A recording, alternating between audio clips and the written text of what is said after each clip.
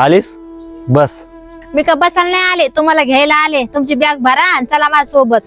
ठीक आहे, मी तुझ्यासोबत यायला तयार आहे, पण आपली एक शर्त आहे, आईला आणि भावाला माझ्यासोबत घेऊन येईन. यांना सोबत घ्यायला आले तुम्ही, त्यांच्या चक्कर मध्ये तर माझं एवढं चांगलं घर सोडून आले तुम्ही, आणि यांच्यामुळे तुम्ही या झोपड्यात राहा लागलात. ते घर चांगलं होतं पण तिथं सुख नव्हतं. ती झोपडी आहे पण त्या घरापेक्षा झोपडीत किती बी सुख जास्त आहे.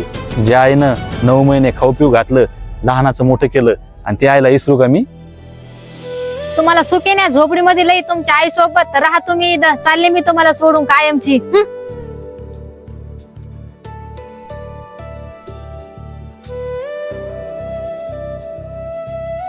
बरं तू काऊन नाही गेला सुनबाई संग शहरामध्ये? आमच्यामुळं तुझं आयुष्य काऊन खराब करायला? आई असं कसं बोलले तू? आईपेक्षा या दुनियामध्ये काहीच मोठं नाही. ती पोरी काय, तशा पोरी मी 1000 सोडू शकतो फक्त तुझ्यासाठी.